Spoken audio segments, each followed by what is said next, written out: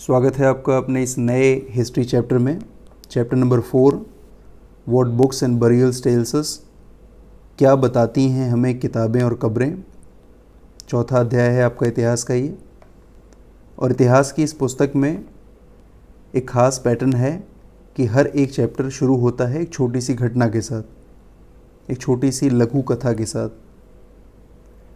यहाँ पर भी जिस घटना की चर्चा है उसमें कुछ बच्चे अपने टीचर के साथ पहली बार लाइब्रेरी में जा रहे हैं, पुस्तकालय में जा रहे हैं, और वहाँ जाकर के वो बहुत आश्चर्यचकित होते हैं। उन्हें बड़ा कौतूहल होता है ये देख करके कि उनका ये जो पुस्तकालय है वो इनके अपने क्लासरूम की तुलना में बहुत बड़ा है साइज़ में। साथ ही साथ यहाँ पर बहुत सारी किताबें अलमीराज में और रैक्स में रखी हुई हैं। एक बच्ची है जो एक अलमारी की तरफ जाती है और पुस्तकों को निकालने की कोशिश करती है। तो टीचर उसे बताते हैं कि वहाँ पर रिलीजियस टेक्स्ट रखा है, वहाँ पर धार्मिक पुस्तकें रखी हैं और वेद भी रखे हुए हैं। बच्ची सोच में पड़ जाती है कि ये वेद क्या हैं। वेद क्या हैं, यहीं से आपके इस चैप्टर की वास्तविक शुरुआत होती है। वेद क्या हैं शायद आपने ये पहले सुना होगा, और वेदों की संख्या 4 है। भारत में रचे गए ये सबसे पुराने ग्रंथ हैं, बल्कि विश्व के सबसे पुराने ग्रंथों में हम इनको शामिल रखते हैं। कुल 4 वेद हैं। ऋग्वेद पहला, दूसरा सामवेद, तीसरा यजुर्वेद और चौथा Atharvaveda. These are the 4 Vedas.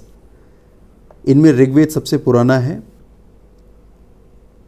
और लगभग 3500 साल पहले 3500 ईयर्स अगो ये जो ऋग्वेद है वो लगभग रचा गया, बनाया गया इसको। हालांकि लिखने का काम और कई हज़ार साल के बाद किया गया, लेकिन इसकी रचना लगभग 3500 साल पहले हो गई थी। ये जो चारों वेद हैं, इन चारों वेदों में धार्मिक बातें लिखी हैं, यज्ञों के विषय में लिखा है। हर वेद अपने आप में कुछ न कुछ विशेषता रखता है, कुछ न कुछ उसकी स्पेशल कैरेक्टर है। हम अगर सबकी बात करें तो जो ऋग्वेद है, ऋग्वेद में बहुत सारी प्रार्थनाएं हैं देवी देवताओं के बारे में, और ये सबसे पुराना है। जब हम सामवेद की बात करते हैं तो सामवेद में संगीत की चर्चा है, यानी म्यूज़िक के बारे में, उसके अलग अलग लय, ताल, छंद, इनके विषय में बहुत कुछ बातें लिखी हैं। उसकी जानकारी हमें मिलती है सामवेद से। यजुर्वेद में कर्मकांडों की, यज्ञों की चर्चा है, यानी उनके विषय में सूचना मिलती है। साथ में जो चौथा और आखिरी वेद है, सबसे छोटा भी है साइज़ में, ये अथर्ववेद। अथर्ववेद में हमें मंत्रों के बारे में, तरह तरह के जादू टोने के बारे में जानकारियाँ मिलती हैं। इस तरीके से हर एक वेद अपने आप में कुछ न कुछ अलग सूचनाएं रखता है, अलग तरह की जानकारियाँ रखता है। अब हम बात करते हैं कि ये जो धार्मिक पुस्तकें हैं जिनमें प्रार्थनाएं, देवी देवताओं की बातें हैं, इनका इतिहास में कहाँ पर जगह बनता है, हम इतिहास में इनका अध्ययन क्यों करते हैं। तो इसका जवाब ये होगा कि ये पुस्तकें जब जिस समय में लिखी गई हैं और जिस बारे में लिखी गई हैं, ये सारी कल्पनाएं उस दौर में लोगों ने अपने आसपास के वातावरण को देख करके की होंगी। तो स्पष्ट रूप से अगर हमें इन पुस्तकों की जानकारी है कि वो कब लिखे गए हैं, तो उस समय कैसी दशाएं होंगी, हिस्ट्री में उस समय क्या हो रहा होगा, लोगों का जो जीवन है वो किस तरीके से चलता होगा, हमें इसके बारे में बहुत कुछ सूचना मिल सकती है। आपका ये चैप्टर भी ये बात करता है कि आपको पुस्तकों और कब्रों से, यानी कि जो अवशेष मिलते हैं, उनसे क्या जानकारी मिलती है। हम ऋग्वेद पर वापस आते हैं।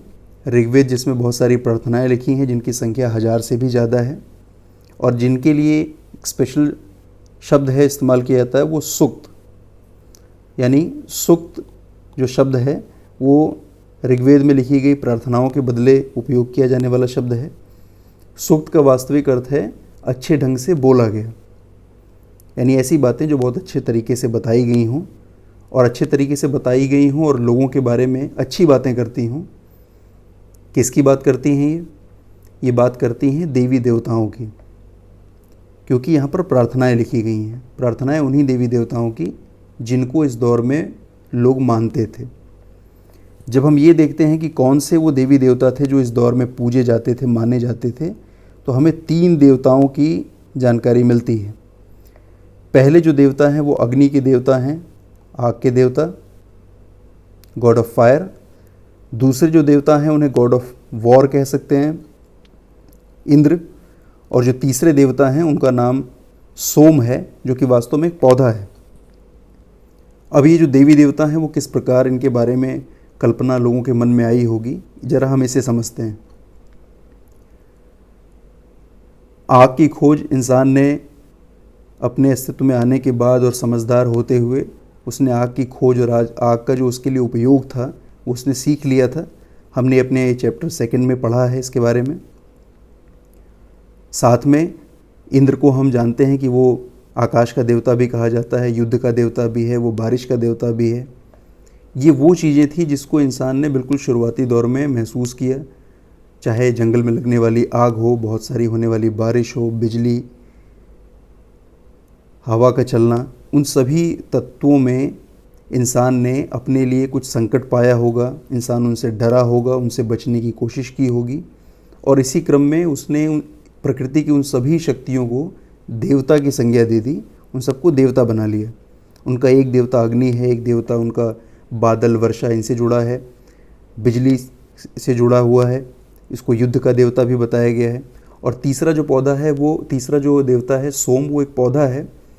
और वास्तव में उस दौर में जो लोग पेय पदार्थ के तौर पर इस्तेमाल करते थे, जैसे आजकल हम छाछ, लस्सी और चाय कॉफ़ी जैसे पेय पदार्थ इस्तेमाल करते हैं, वैसे ही उस दौर में लोग पीने के लिए सोम नाम के इस पौधे का अर्क निकाला करते थे। इसको निचोड़ करके उसके रस का इस्तेमाल किया करते थे, सोम रस कहा जाता था उसे। ये खास तरह का पेय उस समय लोगों के चलन में था, इसलिए सोम को भी एक देवता की संज्ञा दी गई। तो हमने समझ लिया कि देवी देवताओं की जो कल्पना है वो कैसे इंसान के दिमाग में आई और कैसे उसने अपने शुरुआती देवी देवताओं का नामकरण किया होगा। अब हम वापस आते हैं फिर से वेदों पर। वेद, मैंने बताया कि इनकी संख्या 4 है और हर एक वेद में कुछ न कुछ अलग अलग सूचनाएं हैं, जिसके बारे में मैंने आपको बताया। इसके अलावा हर एक वेद के 4 बड़े हिस्से हो सकते हैं, यानी हर वेद में 4 भाग आपको दिखाई देंगे। जो पहला वाला भाग है इसको हम कहते हैं संहिता। फर्स्ट पार्ट इज संहिता। संहिताओं में बहुत सारे मंत्रों का संकलन है, बहुत सारे जो मंत्र हैं उनको एक साथ रखा गया है। जो दूसरा भाग है, दूसरे भाग को हम कहते हैं ब्राह्मण। ब्राह्मण का जो हिस्सा है हर वेद में वो उनके रिचुअल्स की, उनके कर्मकांडों की बात करता है। तीसरा जो हिस्सा है उसको नाम दिया जाता है आरण्य।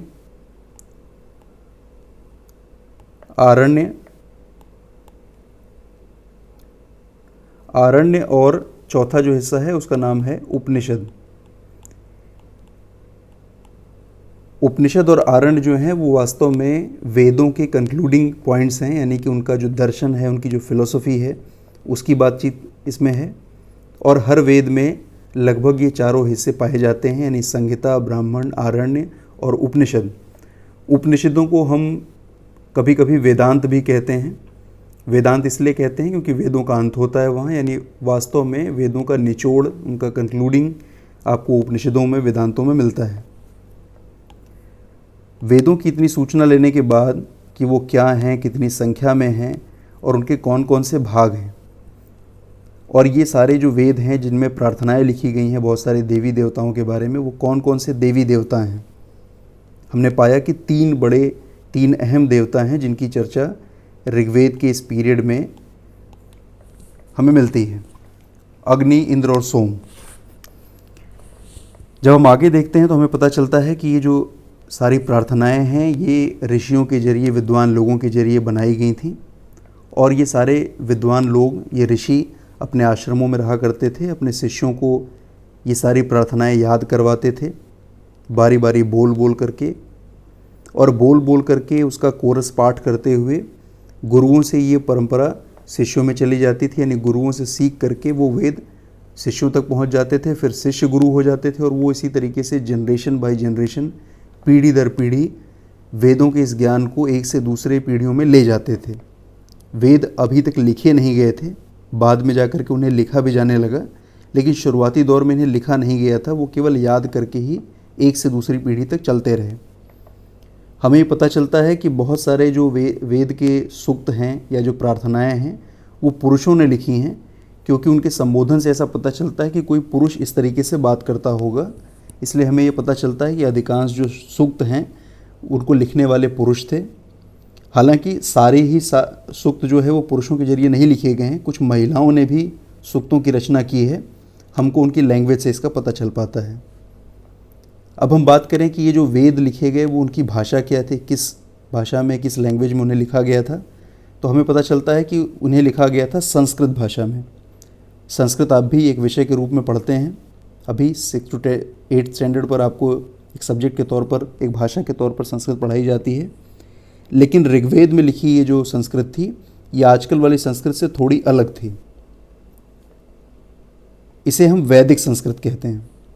बाद में इसमें काफ़ी सुधार हुआ, काफ़ी इसका बदला हुआ स्वरूप सामने निकल करके आता है। आप जिस संस्कृत के फॉर्म से परिचित हैं उससे थोड़ा सा अलग फॉर्म है इस वैदिक संस्कृत का।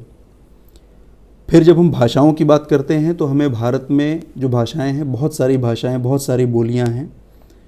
आप सामान्य रूप से अगर ऑब्ज़र्व करें, आपने नोट देखी होगी, करेंसी देखी होगी, और करेंसी पर भी बहुत सारी भाषाएं लिखी होती हैं। 10 रुपये की नोट हो, 20 रुपये की नोट हो, 50, 100, किसी भी मुद्रा वर्ग की नोट आप उठा करके देखें, करेंसी उठा करके देखें, तो उस पर बहुत सारी भाषाएं लिखी रहती हैं। भारत एक बहुत बड़ा देश है और हमारे पास फिज़िकल, कल्चरल बहुत सारी डाइवर्सिटी है। भाषाओं का भी बहुत सारा फैमिली हमारे देश में है, बहुत सारा, एक तरीके से कह सकते हैं गुलदस्ता है हमारे पास भाषाओं का। बहुत सारी भाषाएं भारत में हैं। जब हम मोटे तौर पर इन भाषाओं का वर्गीकरण करते हैं, उनको अलग अलग खंडों में रखने का प्रयास करते हैं, तो 4 बड़े हिस्से हमें मिलते हैं। पहला हिस्सा हमें इंडो यूरोपियन फैमिली का मिलता है। इंडो यूरोपियन यानी भारत यूरोपीय परिवार। दूसरी जो फैमिली हमें भाषाओं की मिलती है वो मिलती है सीनो तिब्बतियन और बर्मीज़ फैमिली। तीसरी जो फैमिली है वो द्रविडियन फैमिली है। और चौथा परिवार भाषाओं का जो है वो ऑस्ट्रो एशियाटिक परिवार है। भारत की सभी भाषाएं अधिकांश इन्हीं 4 परिवारों में किसी न किसी का हिस्सा हैं। हम बात कर रहे थे ऋग्वेद की और उस दौर में लिखी गई भाषा की। संस्कृत भाषा जिसकी चर्चा है, संस्कृत भाषा वास्तव में इंडो यूरोपियन लिंग्विस्टिक फैमिली का हिस्सा है, भारत यूरोपीय भाषा परिवार का भाग है। और संस्कृत से निकल करके बहुत सारी ऐसी भाषाएं हैं जो एशिया में और यूरोप में चलन में हैं आजकल। इंडो यूरोपियन का है, इसका मतलब इंडिया और उसके आसपास के देश जो कि एशिया का हिस्सा हैं। और यूरोप में भी बहुत सारी भाषाएं हैं जो संस्कृत से ही निकली हैं, संस्कृत से ही बनी हैं। ऐसी 5 भाषाएं हैं जो एशिया में, और 6 भाषाएं ऐसी हैं जो यूरोप में संस्कृत से निकली हैं।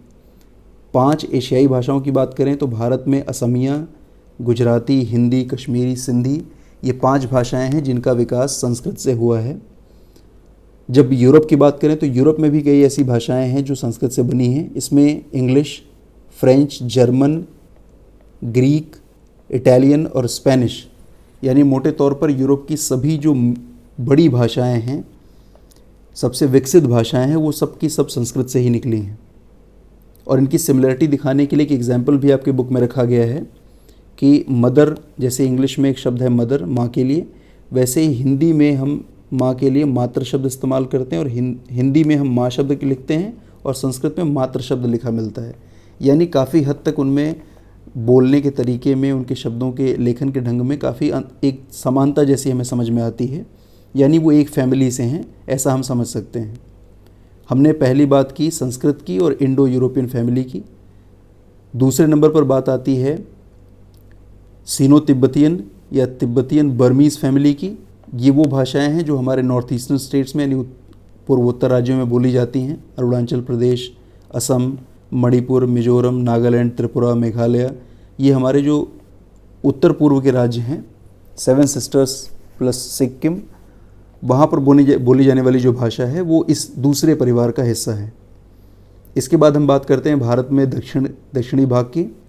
साउथ इंडिया में जो 4 बड़ी भाषाएं बोली जाती हैं, तमिलनाडु में तमिल, आंध्र प्रदेश और तेलंगाना में तेलुगु, कर्नाटका में कन्नड़ और मलयालम भाषा बोली जाती है केरल में।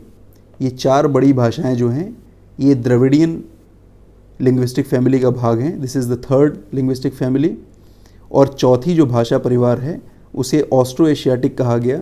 ये वो भाषाएं हैं जो मध्य भारत के हिस्से में, झारखंड, छत्तीसगढ़, जितने भी वन प्रदेश हैं वहाँ जो जनजातियाँ रहती हैं वो मिक्स टाइप की कई तरह की भाषाएं बोलती हैं। वो सारी भाषाएं ऑस्ट्रो एशियाटिक फैमिली से जुड़ी हुई हैं। तो इस तरीके से हमने जाना कि जो 4 अलग अलग भाषा परिवार हैं भारत में, उनसे बनी हुई सारी भाषाएं आजकल भी चलन में हैं। हम संस्कृत की बात कर रहे थे, वैदिक टेक्स्ट की बात कर रहे थे, ऋग्वेद जिसमें सूक्त लिखे गए हैं संस्कृत भाषा में लिखे गए हैं, आजकल की संस्कृत से अलग लिखे गए हैं। हम वापस आगे बढ़ते हैं। ऋग्वेद जैसा मैंने बताया बहुत बाद में आकर के लिखे गए, हज़ारों साल के बाद, लेकिन इनकी रचना लगभग 3500 साल पहले हो गई थी। तो शुरुआत में ऋग्वेद का केवल उच्चारण होता था। उच्चारण करके जो शिष्य थे उसका श्रवण करते थे, उसको सुनते थे और वो याद कर लिया करते थे। ऐसे याद करते करते एक से दूसरी पीढ़ियों तक ये ज्ञान चला जाता था। इसे पढ़ा नहीं जाता था, ऐसा लिखा है, क्योंकि ये लिखा ही नहीं गया था, देख करके पढ़ना नहीं था। गुरु बोलते थे और शिष्य उसे दोहरा दोहरा करके याद कर लेते थे। बाद में कई सदियों के बाद इसे जा कर के लिखा गया और छपने यानी प्रिंटिंग वाले फॉर्म में आने में तो और ज़्यादा समय लगा। ये बमुश्किल 200 साल पहले की घटना है। यानी जब प्रिंटिंग प्रेस बनी उसके बाद जा कर के ये लिखी गई जो टेक्स्ट थी, जो वैदिक टेक्स्ट कही जाती है, ये सबका प्रिंटेड फॉर्म हमें अवेलेबल हो पाया। आज अब अगर आप मार्केट में जाएं और ऋग्वेद और दूसरे और वेदों को ढूंढने का प्रयास करें तो आपको मिल जाएगी, प्रिंटेड फॉर्म में मिलेगी। लेकिन ये प्रिंटेड फॉर्म मिले हैं लगभग 200 साल पहले से, जब इन्हें प्रिंट किया जाने लगा। इसके बाद हम बात करते हैं अपने अगले विषय की, कि जो इतिहास में ऋग्वेद या किसी भी वैदिक टेक्स्ट को पढ़ा जाता है उसका सबसे बड़ा कारण क्या है, उससे क्या पता चल पाता है हमें उस समय की सोसाइटी के बारे में, उस समय के इतिहास के बारे में।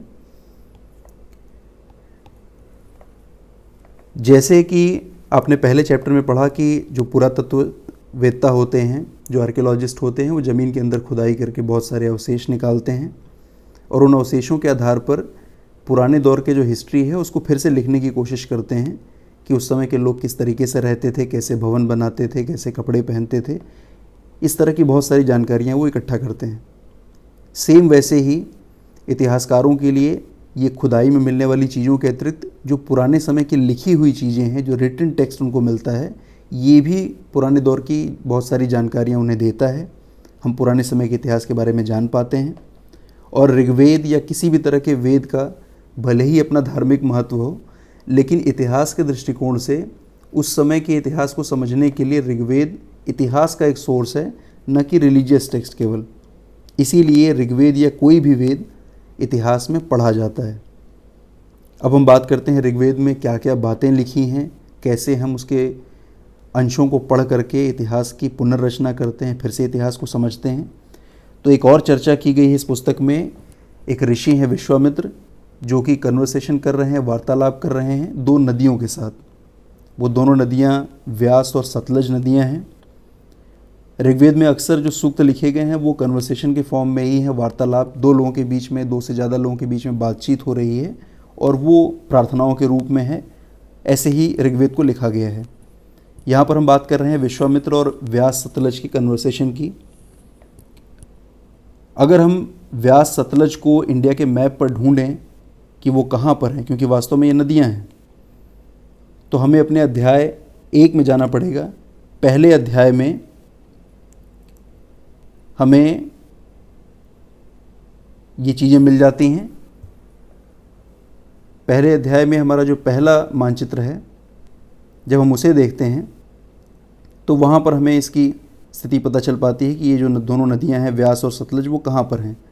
भारत का जो उत्तरी पश्चिमी इलाका है, ये फर्स्ट चैप्टर का आपका ये मैप है।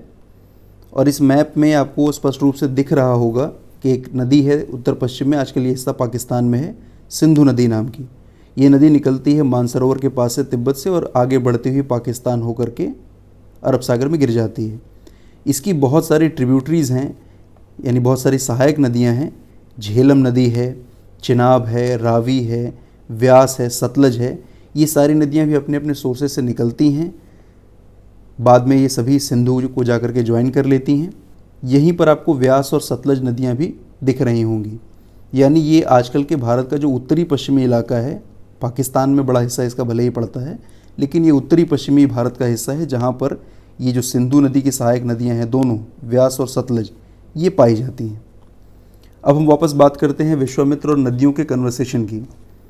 विश्वामित्र ने नदियों को ये कहा कि आप उनको मार्ग दीजिए, उनकी सहायता कीजिए, और एग्जाम्पल के तौर पर उनको गायों की तरह, 2 दमकती हुई गायें, उनको फुर्तीले घोड़ों की चाल वाला बताया है। यानी कि गायों की और घोड़ों की अगर उन्होंने चर्चा की है तो इसका मतलब है कि ऋग्वेदिक पीरियड में जो लोग रह रहे थे उनको गाय और घोड़ों के विषय में जानकारी भी थी, और ये जो लोग थे ये इन दोनों तरह के जानवरों का उपयोग भी कर रहे थे। जब आप आगे बढ़ते हैं, इंद्र, जैसा हमने पहले ही पढ़ रखा है कि ऋग्वेदिक पीरियड का एक देवता है, यहाँ पर रथों की चर्चा है। रथ जिसमें कि घोड़े लगे होते हैं, एक तरह का व्हीकल, एक तरह का वाहन है। रथों के बारे में कहा, इसका अर्थ है कि रथों का भी चलन इस समय के समाज में था। नदियों और विश्वामित्र का ये जो कन्वर्सेशन है, इससे हमें ये पता चल पाता है कि जानवरों का या व्हीकल्स का किस तरीके का उपयोग इस समय के समाज में किया जाता था। साथ ही साथ नदियों की प्रार्थनाएं करने का ये भी मतलब है कि इस समय के समाज के लिए नदियों का कितना ज़्यादा महत्व था। इस समय में जो खेती बाड़ी की जाती थी, खेती बाड़ी के लिए, एग्रीकल्चर के लिए जो रिवर है वो बड़ी इंपॉर्टेंट होती है। उसकी जो फर्टाइल मिट्टी है वो उपलब्ध हो जाती है, खेती के लिए आपको पानी मिल जाता है, इसलिए नदियाँ एग्रीकल्चर के लिहाज से बड़ी महत्वपूर्ण हैं। और ऋग्वैदिक पीरियड में नदियों का इतना सारा महत्व हमें ये बताता है कि ऋग्वैदिक पीरियड एग्रीकल्चर डोमिनेंस वाला था, यानी कि यहाँ पर कृषि प्रधानता थी। यहाँ के लोगों के कामकाज में खेती बाड़ी और कृषि का बड़ा महत्व था। और गाय और घोड़े जैसे जानवर हमें ये बता देते हैं कि गाय का अर्थ है पशुपालन की जो गतिविधि थी वो भी साथ में जुड़ी थी, और घोड़े गति के साथ भी जुड़े हैं और युद्धों के साथ भी जुड़े हैं। यानी ये जो समाज है यहाँ पर युद्धों की परंपरा भी है, ये आपस में युद्ध भी लड़ा करते थे अलग अलग विषयों को लेकर के। जब हम ऋग्वेद को ध्यान से देखते हैं तो यहाँ पर एक खास नदी की कई बार चर्चा मिलती है, और वो नदी है सरस्वती नदी। आजकल हमें ये अपने मैप पर कहीं दिखती नहीं। जब हम संगम की बात करते हैं, प्रयागराज की बात करते हैं, इलाहाबाद की बात करते हैं, तो आपको वहाँ पर 3 नदियों के संगम की बात बताई जाती है, गंगा, यमुना और सरस्वती। लेकिन सरस्वती नदी हमें कहीं दिखती नहीं। ये उस दौर में, यानी आज से लगभग 3500 साल, 4000 साल पहले का जो समय था, तब ये नदी अस्तित्व में थी, या शायद किसी और नदी का नामकरण सरस्वती के नाम से था। और ये जो नदी थी ये ऋग्वैदिक पीरियड के लोगों के लिए बड़ी इंपॉर्टेंट रिवर थी। इसके आसपास का हिस्सा जो था वो उनके लिए बड़ा महत्वपूर्ण रहा होगा। सरस्वती के अलावा सिंधु नदी की चर्चा है। मैंने बताया आपको कि सिंधु की जो सहायक नदियां हैं, व्यास और सतलज, उन्हीं के साथ विश्वामित्र का कन्वर्सेशन समझाया गया है। इसमें बड़ा एक रोचक तथ्य भी ये जुड़ा है, आजकल के भारत में हमारी सबसे पवित्र नदी, सबसे बड़ी नदी, सबसे इम्पोर्टेंट रिवर, जिसको हम इंडिया की लाइफलाइन भी कहते हैं, गंगा, उस गंगा नदी की और साथ साथ दूसरी नदी है यमुना, इन दोनों नदियों की ऋग्वेद में केवल एक बार चर्चा हुई है। पूरे ऋग्वेद में, जिसमें हजारों की संख्या में सूक्त हैं, बहुत सारी नदियों का वर्णन है, गंगा और यमुना जैसी नदियों को केवल एक बार इनके बारे में लिखा है। और बहुत सारी तो ऐसी नदियां हैं जिनके बारे में ऋग्वेद में कोई डिस्क्रिप्शन, कोई वर्णन नहीं मिलता। आप अगर अपने उस मैप को देखें वापस से, तो यहाँ पर हमें ये जो फिगर है आपके चैप्टर नंबर 1 से है। इसमें आपको भारत में बहुत सारी नदियाँ दिख जाएंगी, लेकिन इनमें से अधिकांश नदियों की चर्चा आपको नहीं मिलती। गंगा यमुना के बारे में भी केवल एक बार सूचना मिलती है। हमने बात की इस कन्वर्सेशन में कि मवेशियों के बारे में, घोड़ों के बारे में, रथों के विषय में जानकारियाँ मिल पाईं। यानी हमने ये जाना कि इस समय लड़ाइयाँ लड़ी जाती थी, युद्ध होते थे, घोड़ों का इस्तेमाल रथों को खींचने के लिए किया जाता था, सेनाएं इस्तेमाल होती थीं। जब लड़ाइयों की बात होगी तो हमें उसके कारण भी समझने पड़ेंगे कि उस समय के लोग क्यों लड़ते थे। मैंने बताया कि ये जो समाज था वो कृषि प्रधान था, खेती बाड़ी उनके लिए ज़रूरी थी। तो जो ज़मीन है, जो उपजाऊ ज़मीन है, ये बड़ी मायने करती थी। जिसके पास ज़्यादा उपजाऊ ज़मीन है उसके पास खेती की अच्छी फसल होगी, उसका समाज समृद्ध होगा। इसलिए इन सभी कबीलाई समुदायों में इस वैदिक पीरियड वाले दौर में अलग अलग जो राज्य थे, छोटे छोटे जो हिस्से थे, वो आपस में ज़मीन को लेकर के, उपजाऊ ज़मीन को लेकर के झगड़े किया करते थे, लड़ाइयाँ लड़ते थे। इसके अलावा चारागाह, क्योंकि मवेशियों की भी बात की जा रही है, जानवरों को चरने के लिए जगह चाहिए, तो अच्छे चारागाह के लिए, उपजाऊ ज़मीन के लिए, कभी कभी पानी के लिए भी युद्ध होता था। पानी का जो स्रोत है, पानी बड़ा आवश्यक है, तो उस दौर में भी पानी के लिए आपस में युद्ध हो जाया करते थे। और साथ ही साथ ये बताया गया है लोगों को बंदी बनाने के लिए भी बहुत सारे कार्य हैं जो गुलामों से कराए जाते थे, जो दासों से कराए जाते थे। और ये दास वो लोग हुआ करते थे जो सामने वाले पक्ष से, जब दो पक्षों में युद्ध होता है, जो हार जाने वाला पक्ष है उसके लोगों को बंदी बना करके जीतने वाले उसे अपना दास बना लेते थे। तो बंदी बनाने के लिए लोग मिलें, पानी के लिए, अच्छी चारागाह की ज़मीन के लिए, उपजाऊ खेती वाली ज़मीन के लिए, ये सारे युद्ध हुआ करते थे। इन युद्धों में जो धन प्राप्त होता था, जो लीडर था उसका केवल कुछ हिस्सा ही अपने पास रखता था, कुछ हिस्सा वो पुरोहित को देता था जहाँ पर यज्ञ और बाकी जो रिचुअल्स हैं वो किए जा सकें, और बाकी का सारा जो धन था वो आम लोगों में ही बांट दिया जाता था। यानी यहाँ पर सोसाइटी के बहुत सारे डिविजन्स की भी बात है। जब हम ऋग्वैदिक पीरियड में सोसाइटी के डिवीज़न को देखते हैं तो हमें पता चलता है कि यहाँ पर 4 बड़े वर्ण थे। वर्ण के बारे में डिटेल में हम अपने अगले चैप्टर में पढ़ेंगे। जो 4 बड़े वर्ण जिनकी चर्चा मिलती है ऋग्वैदिक पीरियड में और बाद के वैदिक पीरियड में भी, वो 4 वर्ण ये हैं: ब्राह्मण, क्षत्रिय, वैश्य और शूद्र।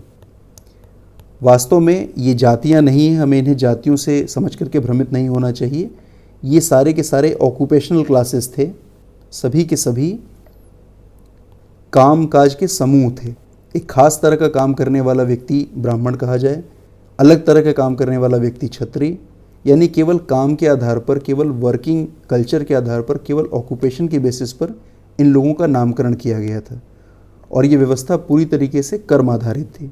बाद में बहुत सारी कमियां आती हैं, जाति व्यवस्था भी शुरू हो जाती है। हम भारत में आजकल भी इसके फॉर्म को देखते हैं, लेकिन आजकल वाला जो फॉर्म है वो जाति व्यवस्था है, वो वर्ण व्यवस्था नहीं है। लेकिन ऋग्वैदिक पीरियड में ऐसा नहीं था। ऋग्वैदिक पीरियड में ये सारी चीज़ें कर्म पर आधारित थी। जो जैसा कर्म करता था उसका नामकरण उसी प्रकार से था। जैसे ऋग्वेद का ही एक सूक्त है, ऋग्वेद का ही एक अंश है जिसमें ये बताया गया है कि एक माँ है जो चक्की चला करके आटा बनाती है, पत्थर की चक्की चलाती है, आटा बनाती है, उस आटे से रोटी बनाती है और वो रोटी अपने 4 बच्चों को खाने के लिए देती है। चारों जो बच्चे हैं उस माँ के, वो उस रोटी को खाते हैं और अपने अपने काम पर चले जाते हैं। एक ही माँ की 4 संतानें हैं और वो चारों संतानों का नामकरण बताया जाता है कि एक जो बच्चा है वो ब्राह्मण है, दूसरा बच्चा क्षत्रिय है, तीसरा वैश्य है और चौथा शूद्र है। ब्राह्मण जो बच्चा है वो विद्या अध्ययन के कार्य में जुटा हुआ है, पढ़ने पढ़ाने के काम से जुड़ा हुआ है। जो क्षत्रिय है वो सबका रक्षक है, वो उसका बाहुबल ज़्यादा है, वो सबकी रक्षा करता है संकटों से, वॉरियर है वो। और जो तीसरा पुत्र है वो सबके लिए साधन इकट्ठा करता है, वो चीज़ों को कमा करके जुटा करके ले आता है, वो वैश्य है। और जो सबकी सेवा करता है वो चौथा बच्चा परिवार का, वो शूद्र है। इस तरीके से हम पाते हैं कि वास्तव में समाज में कहीं पर भी आजकल वाली जाति व्यवस्था जैसी बातें नहीं थी। वास्तव में कर्म आधारित ही ये 4 ऑक्यूपेशनल क्लासेस थे, ये 4 कार्यशील वर्ग हुआ करते थे: ब्राह्मण, क्षत्रिय, वैश्य और शूद्र। और इनमें कोई भी व्यक्ति किसी खास तरह का जो ऑक्यूपेशन है वो चुनने के लिए भी स्वतंत्र था। कोई एक व्यक्ति किसी खास तरह का काम करने के लिए बिल्कुल आज़ाद था। इस सोसाइटल सेटअप के बाद, यानी सामाजिक जो संरचना है वैदिक पीरियड की, ये हमें समझ में आ जाती है ऋग्वेद से। हमने ये जान लिया कि राजा या सरदार या वॉरियर समूह भी थे इसमें, पुरोहित जिन्हें ब्राह्मण भी कह सकते हैं ये भी मौजूद था, आम जन भी लोग थे। जो सामान्य लोग थे उनके लिए विश या जन शब्द इस्तेमाल किया है। जब हम आगे पढ़ते हैं तो हमें पता चलता है कि जो समाज के बड़े लोग थे, बड़ी उम्र के लोग थे, उनको बहुत आदर सम्मान दिया जाता था। यहाँ का जो सरदार था वो किसी राजा जैसा नहीं था, क्योंकि ये लोग लड़ते भले ही थे लेकिन इनके पास स्थायी सेनाएं नहीं थी, परमानेंट मिलिट्री, परमानेंट आर्मी नहीं थी। ये लोग आपस में कभी कभी मिलकर के सभाएं करते थे, शांति और युद्ध के विषय में आपस में चर्चा किया करते थे। और सरदार उस व्यक्ति को चुनते थे जो उन सब में सबसे ताकतवर हो, बेहतर तरीके से लड़ सके, उसको अपना लीडर या सरदार बना लेते थे। जब हम समूहों की बात करते हैं कि इनका जो सोसाइटी है वो किस तरीके से बटा हुआ है, मैंने अभी आपको ऑक्यूपेशनल क्लासेस यानी वर्ण व्यवस्था के बारे में बताया, जिसके बारे में हमें अगले चैप्टर में और डिटेल में पढ़ना है। तो हमें पता चलता है कि जो समाज है वो पुरोहित या ब्राह्मण में, दूसरा वर्ग राजा का भी है। राजा शब्द या राजन शब्द भले ही लिखा मिलता है, लेकिन वास्तव में ये राजा बाद के राजाओं जैसा नहीं दिखाई देता है, क्योंकि ये राजा न तो अपनी राजधानी में रहता है, न उसके पास महल हैं, कोई उसके पास सेना भी नहीं है, न तो वो किसी तरह का टैक्स लेता है किसी से। और सबसे बड़ी मज़ेदार बात यह है कि राजा की मृत्यु के बाद राजा का बेटा राजा बन जाए, ऐसा भी कोई नियम नहीं था। यानी एक राजा के बाद कोई भी दूसरा व्यक्ति जो ज़्यादा ताकतवर हो, कुशल योद्धा हो, समाज उसी को अपना राजा बना लेता था। जन्म पर आधारित राजपद नहीं मिलता था। हमने ये जान लिया कि जो समाज था इसमें पुरोहित, राजा, जन या विश, इस तरीके से बहुत सारा डिवीज़न भी दिखाई देता है। जब हम विश या जन की बात करते हैं, सामान्य लोगों की बात करते हैं, तो बहुत सारा उनमें भी डिवीज़न दिखता है। आपको पुरजन, भरतजन, यदुजन, इस तरह के कई सारे शब्द लिखे हुए मिलते हैं। यहाँ पर यह भी चर्चा है कि ये जो वेद लिखे गए, वेद लिखते समय लिखी गई रचनाओं में कई बार लिखने वाले व्यक्ति ने खुद को आर्य लिखा है कि वो आर्य है, और उसके जो विरोधी हैं वो अनार्य हैं या दास हैं। दास या दस्यु शब्द भी इस्तेमाल किया। दस्यु अक्सर हम पायरेट्स या रॉबर्स के लिए, जो डकैत होते हैं, लुटेरे होते हैं, उनके लिए इस्तेमाल करते हैं। तो दास या दासी शब्द इस्तेमाल किया गया ऐसे लोगों के लिए जो यज्ञ नहीं करते थे, जो इनकी परंपरा का पालन नहीं करते थे, अलग तरह की भाषाएं बोलते थे, शायद उनके लिए दास शब्द इस्तेमाल किया गया है।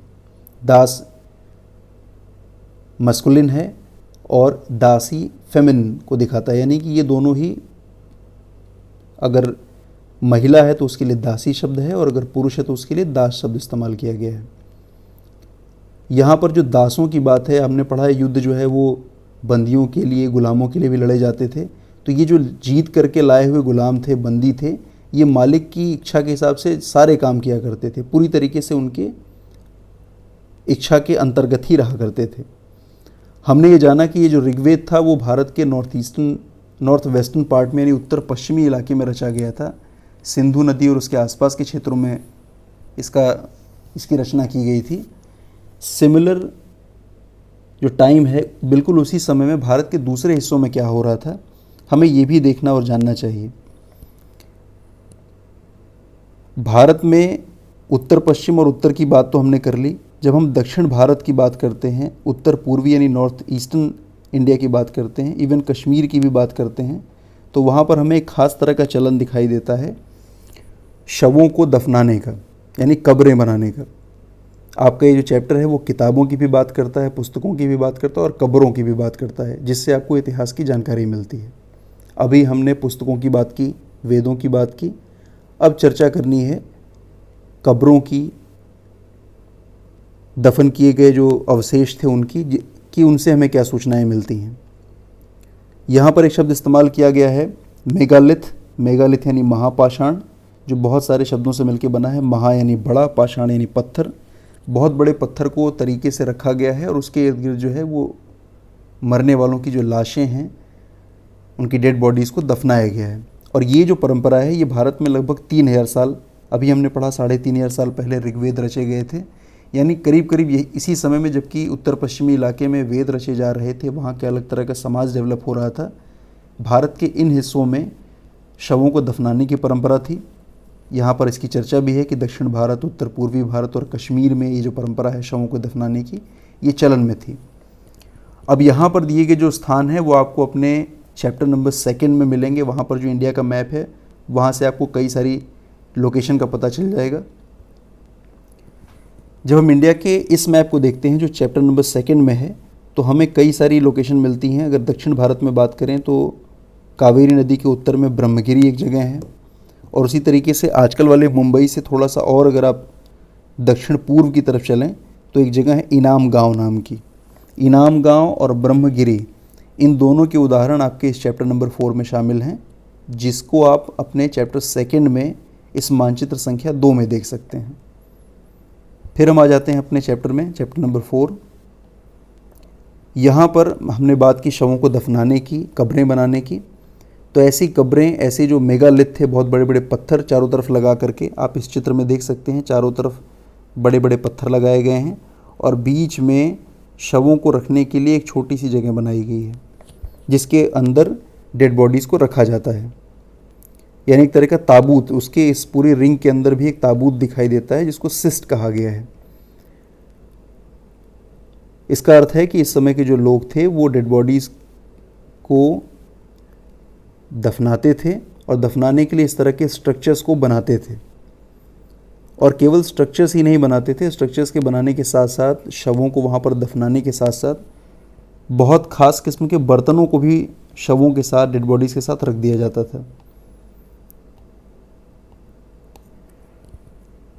हम जब देखते हैं कि ऐसे जो शव खुदाई में हमें मिले हैं तो उनके साथ मिट्टी के बर्तन भी पाए गए हैं, खासकर काले और लाल मिट्टी के जो बर्तन हैं, ब्लैक एंड रेड वेयर, ऐसे बहुत सारे बर्तन वहाँ से मिले हैं।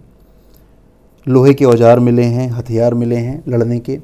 चित्र में आप नीचे देख भी सकते हैं, एक तरफ कटार बनी है, कुल्हाड़ियाँ बनाई गई हैं, यानी कि हथियारों को, बर्तनों को, साथ ही साथ जानवरों के अवशेष भी हैं, घोड़ों के कंकाल और बहुत सारे और सामान, पत्थर, सोने के गहने, ऐसी चीज़ें भी शवों के साथ ज़मीन की खुदाई में हमें मिली हैं, जो ये बताती हैं कि शवों को दफनाया तो जाता ही था, साथ ही साथ उस समय के लोग शायद ऐसा मानते थे कि मरने वाले व्यक्ति को मर जाने के बाद भी इन चीज़ों की ज़रूरत पड़ती है, इसीलिए उसकी ज़रूरत का सामान समझ करके डेड बॉडी के साथ खाने पीने के बर्तन, उनके लिए इस्तेमाल किए जाने वाले सारे तरह के आभूषण, सभी तरह के औजार, इवन उनके लिए जो पालतू जानवर थे, कई बार जानवरों को भी उनके साथ दफना दिया जाता था, इसीलिए घोड़े या बकरी, इनके अवशेष भी आपको इन अवशेषों के साथ, इन कब्रों के अवशेषों के साथ मिले हैं। यहाँ पर केवल कब्रें देख करके बाकी इंडिया में जो सोसाइटी का सेटअप था ये भी समझ में आ जाता है, क्योंकि जो कब्रें मिली हैं, जो डेड बॉडीज़ निकाली गई हैं, उनकी सभी जगहें भी आपस में एक दूसरे से काफ़ी अलग अलग हैं, यानी कब्रों में भी काफ़ी सारा अंतर है। एक कब्र की तुलना में दूसरी कब्र में जो मिलने वाली चीज़ें हैं वो बिल्कुल अलग हो जाती हैं। जैसे ब्रह्मगिरी की अभी मैंने चर्चा की, चैप्टर नंबर 2 में आप उसको मैप में ढूंढ सकते हैं, दक्षिण भारत में जगह है। यहाँ पर एक व्यक्ति की कब्र मिली जिसमें 33 सोने के मनके और शंख रखे गए थे। स्वाभाविक बात है कि ये जो व्यक्ति है वो समाज का बड़ा व्यक्ति होगा, शायद वो राजा या सरदार रहा होगा, इसीलिए उसके साथ इतनी कीमती चीज़ें भी रखी गईं। जबकि वहीं पर पास में दूसरे और कंकाल भी मिले हैं, वहाँ पर मिट्टी के केवल कुछ बर्तन ही रखे गए हैं। इससे आप अनुमान कर सकते हैं कि यहाँ की सोसाइटी में भी अमीर, गरीब, ताकतवर और कमज़ोर की एक डिवीज़न रही होगी, और ताकतवर व्यक्ति, महत्वपूर्ण व्यक्ति के साथ कीमती चीज़ें दफनाई गईं, जबकि कम महत्वपूर्ण आदमी के साथ, सामान्य व्यक्ति के साथ मिट्टी के बर्तन और ऐसी चीज़ें दफनाई गईं। यानी सोसाइटी का जो ये डिवीज़न है वो साफ तौर पर हमें दिखाई देता है। कभी कभी कुछ कब्रों में कई सारे लोगों को एक साथ दफनाया गया है, जो ये बताता है कि ये जो कब्रें हैं शायद एक ही फैमिली की हैं, और अलग अलग समय में मरने वाले लोगों को उस फैमिली की कब्र में ही लाके बारी बारी दफनाया गया है। यानी कि इन कब्रों में जाने के लिए गोलाकार जो जगहें थी वहाँ से जाने के निशान होते थे, ताकि लोग बाद में भी वहाँ पर जा सकें और उस फैमिली के बाद में मरने वाले लोगों को उसी एक ही कब्र में दफना सकें। इस ब्रह्मगिरी वाले एग्जाम्पल के बाद दूसरा उदाहरण इनाम गांव का है, जो आजकल वाले महाराष्ट्र में पड़ता है। ये जो इनाम गांव है ये भीमा नदी की एक सहायक नदी है, घोड़, छोटी सी नदी है, मैप पर ये दिखती भी नहीं। भीमा एक बड़ी नदी है जो महाबलेश्वर के पास से निकलती है महाराष्ट्र में, और फिर वो बंगाल की खाड़ी में जाकर के गिरती है। भीमा नदी की सहायक नदी है घोड़, और उसके किनारे ये जगह थी इनाम गांव, जहाँ पर लगभग 3,500 से लेकर के 2,500 साल पहले लोग रहा करते थे। यहाँ पर भी लोगों को ज़मीन में मर जाने के बाद दफनाने का चलन था, यानी डेड बॉडीज़ को दफनाने की परंपरा थी यहाँ पर भी, लेकिन इनके साथ प्रक्रिया थोड़ी सी अलग थी। इनको गड्ढे में सीधा लिटा करके दफनाया जाता था, और इनका सिर उत्तर की तरफ किया जाता था, यानी सिर उत्तर की तरफ और पैर जो है वो दक्षिण दिशा में होता था। इस गांव में जहाँ पर ये अवशेष मिले हैं, यहाँ पर कई बार ऐसा भी मिला है कि कई सारे जो शव हैं वो घरों के अंदर ही दफनाए गए, यानी घर का स्ट्रक्चर है और घर के अंदर ही शवों को दफना दिया गया है।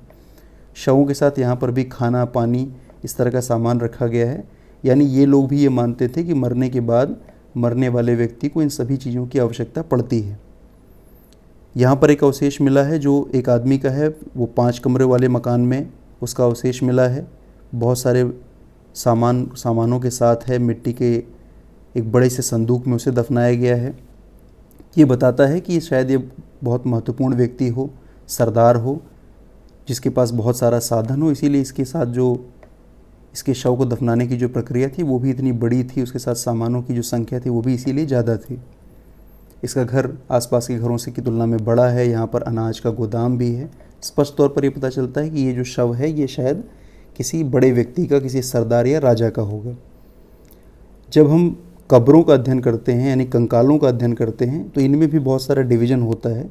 किसी छोटे साइज़ के कंकाल को देख करके आप आसानी से अनुमान कर पाते हैं कि शायद ये छोटे किसी बच्चे का या बच्ची का अवशेष हो। पुरुष और स्त्री यानी बच्चे और बच्ची में डिफरेंस करने के लिए उनके शरीर के स्ट्रक्चर्स को साधन बनाया जाता है कि शरीर का जो आकार प्रकार है वो महिला पुरुष में थोड़ा अलग होता है। तो स्केलेटन्स को यानी कंकालों को देख करके हम ये अनुमान करते हैं कि ये जो शव है, ये जो डेड बॉडी मिली है वो पुरुष की है या महिला की है। इसके अलावा हर डेड बॉडीज़ के साथ क्योंकि सामान भी दफनाए जाते थे तो हम सामानों को देख करके भी अनुमान कर पाते हैं कि जो शव है, जो डेड बॉडी का अवशेष मिला है वो पुरुष का है या स्त्री। क्योंकि आभूषण अगर रखे गए हैं, ज़्यादा मात्रा में आभूषण रखे गए हैं तो स्वाभाविक बात है कि वो जो शव है वो किसी महिला का है। आभूषण भी रखे हैं लेकिन बहुत सारे शस्त्र भी रखे हुए हैं तो आप अनुमान का लगा लेते हैं कि ये पुरुष का अवशेष होगा, यहाँ पर पुरुष को दफनाया गया होगा। यहाँ पर एक और बड़ी रोचक चर्चा है भारत में उसी पुराने दौर की। भारत में आयुर्वेद का चलन है, भारत से आयुर्वेद की शुरुआत हुई है। ये उस दौर का मेडिकल साइंस था। लगभग 2000 साल पहले भारत में चरक नाम के एक ऋषि थे, एक बहुत बड़े वैद्य थे, जिन्होंने चरक संहिता या चरक कोड नाम से अपनी एक किताब लिखी थी। और ये किताब लिखी गई थी मेडिकल साइंस पर, उस दौर के आयुर्वेदिक ज्ञान के बारे में। इन्होंने इंसान के शरीर में 360 हड्डियों की बात की है। मॉडर्न मेडिकल साइंस ये कहती है कि 206 हड्डियाँ इंसानी शरीर में होती हैं। इसका मतलब है कि जो चरक थे, सुप्रसिद्ध वैद्य चरक, उन्होंने हड्डियों की कैलकुलेशन तो बाकी तो सही की, लेकिन साथ ही साथ उन्होंने दांत और कार्टिलेज वगैरह को भी जोड़ करके कुल हड्डियों की संख्या ज़्यादा बता दी है। लेकिन वास्तव में इन्हें भी इंसानी शरीर की और इंसानी शरीर की संरचना की बेहतर जानकारी थी। इनाम गांव के जो लोग थे वो किस तरह के कामकाज से जुड़े थे ये भी हमें अवशेषों से ही पता चलता है, क्योंकि जो खुदाई में मिले अवशेष हैं वहाँ पर अलग अलग तरह की, बहुत तरह की क्रॉप के अवशेष मिले हैं। गेहूँ, जौ, चावल, बाजरा, मटर, इस तरह के बीज मिले हैं, यानी वैरायटी ऑफ क्रॉप्स वो उगाया करते थे। बहुत तरह की जानवरों की हड्डियाँ भी मिली हैं, अलग अलग कई सारे जानवर भी, कुछ हमारे पेट एनिमल्स भी हैं, कुछ जंगली जानवर भी हैं। और उनकी जो हड्डियाँ मिली हैं अवशेषों में, उन पर दांत के काटने के निशान हैं, जिससे ये लगता है कि इन जानवरों को शायद इस समाज में खाया जाता होगा, इसीलिए इनकी जो हड्डियां हैं उन पर खरोंचों के, दांत की खरोंचों के निशान दिखते हैं। बहुत तरह के फल फूल भी चलन में थे खान पान में, बेर, आंवला, जामुन, खजूर, ऐसे उदाहरण गिनाए गए हैं। हमने भारत में उत्तर भारत और दक्षिण भारत, उत्तर पश्चिम और उत्तर पूर्व की भी बात की। इसी दौर में जबकि विश्व में भारत के हिस्से में सभ्यता का विकास अलग ढंग से हो रहा था, हम अपने पड़ोसी देश चीन में देखें कि उस समय किस प्रकार की व्यवस्था वहाँ पर थी। चीन में 3500 साल पहले ही लिखने का ढंग जो है वो शुरू कर दिया गया था। सबसे पुरानी जो लिखने का इतिहास मिलता है वो हमें चीन से प्राप्त होता है।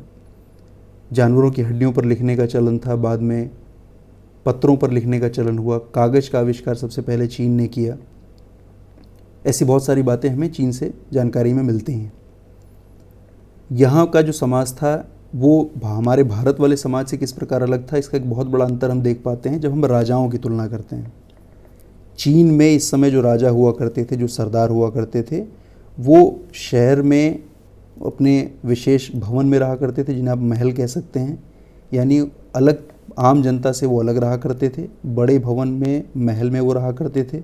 उनके पास बहुत सारा पैसा था, यानी वो टैक्सेस वगैरह वसूलते थे, उनके पास बड़ी मात्रा में धन इकट्ठा होता था। और साथ ही साथ वो बड़े नक्काशी वाले बर्तनों को इस्तेमाल करते थे जो आम लोगों को उपलब्ध नहीं थे। यानी आम और ख़ास लोग के बीच में, राजा और सामान्य लोगों के बीच में सोशली डिवीज़न बहुत बड़ा हो गया था। ये अलग बात है कि चीन के समाज में लोहे के आविष्कार नहीं हुए थे, लोहे की जानकारी उनको नहीं थी, उसका इस्तेमाल करना नहीं जानते थे। इस तरीके से भारतीय समाज और उसी समय के चाइनीज़ सोसाइटी में हमें एक बहुत बड़ा डिवीज़न, बहुत बड़ा अंतर, डिफरेंस हमें दिखाई देता है। आपका ये चैप्टर फॉर्मली औपचारिक तौर पर समाप्त होता है। इसमें बहुत सारे उपयोगी शब्द हैं, बहुत सारे इम्पोर्टेंट टर्म्स हैं जो इस्तेमाल किए गए हैं बीच बीच में। आप इन्हें अपनी नोटबुक में लिखेंगे। वेद हैं, हमने प्रार्थनाओं की, सूक्त की बात की जो कि ऋग्वेद में जिनकी चर्चा मिलती है। हमने भाषा परिवारों की बात की। रथ किस तरीके से उस दौर में ट्रांसपोर्ट के व्हीकल के, एक ट्रांसपोर्ट के मोड के तौर पर रथों का उपयोग किया जा रहा था। हमने यज्ञों की बात की जिनमें तमाम तरह के कर्मकांडों की चर्चा है। राजा और दास, हमने सोसाइटी के डिवीज़न की भी चर्चा की। मेगालिथ, महापाषाण, किस तरीके से शवों को दफनाया जाता था और बाद में उनके कंकालों के अवशेषों के आधार पर हम उस दौर के इतिहास की पुनर्रचना करते हैं। लोहे का आविष्कार और लोहे का उपयोग भी, किस तरीके से वैदिक पीरियड में लोहे का उपयोग किया जाता था और उसी समय में चाइनीज़ सोसाइटी लोहे के ज्ञान से, लोहे के उपयोग से परिचित नहीं थी। बहुत सारे इंपॉर्टेंट डेट्स भी हैं जो आपकी इस चैप्टर में रखी गई हैं। इन डेट्स को भी आप अपनी कॉपी में लिखेंगे और इसे मोटे तौर पर याद रखने का प्रयास करेंगे कि वेद कब रचे गए, मेगालिथ वाला जो पीरियड था वो कब था, कौन सा समय था जब इनाम गांव का उदाहरण दिया जाता है, चरक जिन्होंने चरक संहिता या चरक कोड लिखा था मेडिकल साइंस पर, वो जो उनका समय था वो समय क्या था। इसके अलावा अपनी एक्सरसाइज भी आप अपनी करने की कोशिश करेंगे और जहाँ भी इस चैप्टर में आपको डाउट होगा आप अलग से भी मुझे पूछ सकते हैं। आज के लिए इतना ही, धन्यवाद।